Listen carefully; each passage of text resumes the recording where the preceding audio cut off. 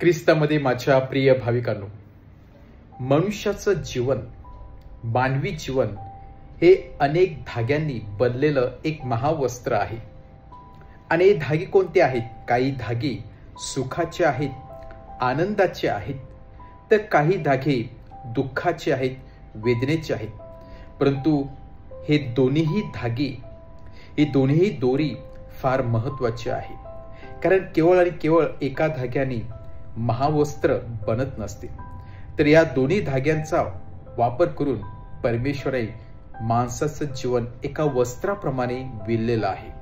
आणि जोपर्यंत आपण मनुष्य आहोत, जोपर्यंत आपण या भूतलावरती आहोत, तोपर्यंत आपल्याला या वस्त्रामध्ये गुंतून ठेवायचं आहे. आपल्याला या दोन्ही धाग्यांचा अनुभव घ्यायचा आहे. परंतु या दोन्ही धाग्यांचा अनुभव घेत असताना, सुखाच्या क्षणाचा अनुभव घेत असताना, दुःखाच्या क्षणाचा अनुभव घेत असताना, जी व्यक्ती आपलं लक्ष आपल्या ध्येयाकडे केंद्रित करून ठेवते किंवा आपल्या गोलपासून, ध्येयापासून विचलित होत नाही, तर ती व्यक्ती खरोखरच स्ट्रॉंग असते. ती व्यक्ती खरोखरच बलवान होत असते. आणि म्हणून संकटामध्ये देखील आणि दुःखामध्ये आणि आनंदाच्या क्षणामध्ये देखील व्यक्ती जेव्हा आपलं लक्ष ध्येयाकडे केंद्रित करून वाटचाल करत असते, तेव्हा ती अधिक बलवान होत असते. इतरांच्या, लोकांच्या टीकेचा किंवा लोकांनी कितीही प्रकारे त्या व्यक्तीचा पाय खेचण्याचा प्रयत्न केला तरी त्याच्यावरती काहीच परिणाम होत नाही. आणि हेच दृश्य आपल्याला आजच्या शुभवर्तमानामध्ये प्रभू येशू ख्रिस्तामध्ये दिसून येते. प्रभू येशू ख्रिस्त एवढं चांगलं कार्य करत असताना देखील, विशेष म्हणून आजारांना बरं करत असताना देखील आणि देवराज्याची घोषणा करत असताना देखील लोक, विशेष म्हणजे परुषी, शास्त्री, प्रभू येशू ख्रिस्ताला जीवे कसं मारायचं, त्याचा अंत कसं करायचा याविषयी मसलत करत आहे, प्लॅनिंग करत आहे. आणि हे प्रभू येशू ख्रिस्ताला पूर्णपणे ठाऊक आहे की हे लोक मला मारण्यासाठी धसलेले आहेत, मारण्यासाठी टपलेले आहेत. तरी सुद्धा प्रभू येशू ख्रिस्त या एका धाग्याकडे दुर्लक्ष करतो. या एका धाग्याने वाहून जात नाही, तर तो आपलं लक्ष आपल्या ध्येयाकडे केंद्रित करतो. आणि प्रभू येशू ख्रिस्ताला ठाऊक होतं, या जीवनामध्ये देखील वाईट लोक असतील, या जीवनामध्ये देखील किंवा जगामध्ये देखील अडथळा आणणारे लोक असतील, तरी सुद्धा बाकीचे लोक देखील आहेत जे देवराज्याला सपोर्ट करणारे आहेत, जे देवाचा शब्द ऐकणारे आहेत, देवाच्या वचनाप्रमाणे ऐकणार आहेत. आणि म्हणून एका बाजूला प्रभू येशू ख्रिस्ताविषयी मसलत होत असताना, दुसऱ्या बाजूला प्रभू येशू ख्रिस्त आजारांना बरी करण्याचं कार्य करतो.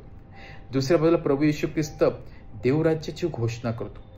एवढं संकट, दुःख असताना देखील प्रभू येशू ख्रिस्त आपल्या ध्येयापासून विचलित होत नाही. प्रभू येशू ख्रिस्ताला आपला गोल काय होता हे ठाऊक होतो.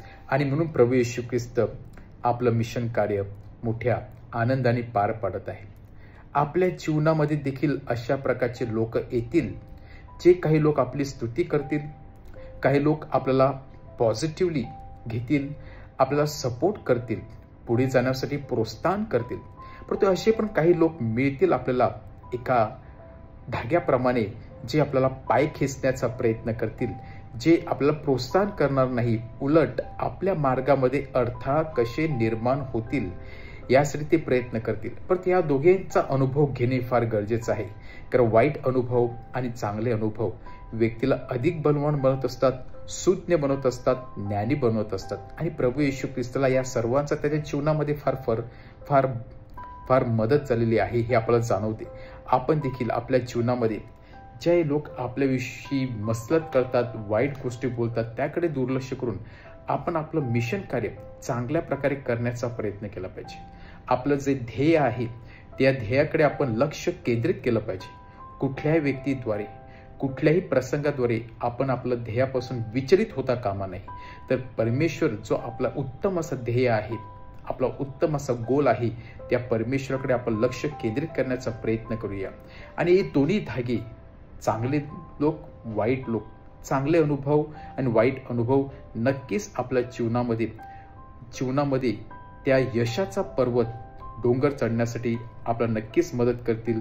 आणि आपलं जो गोल आहे ते गोल अचीव करण्यासाठी यश प्राप्ती करण्यासाठी आपल्याला नक्कीच कृपा व शक्ती परमेश्वराकडून मिळतील आणि म्हणूनच आपण आज विशेष प्रार्थना करूया आणि या दुःखातून संकटातून आनंदाच्या क्षणामधून आपण देखील आपलं यश प्राप्ती ध्येय प्राप्ती करण्याचा प्रयत्न करूया. आमेन.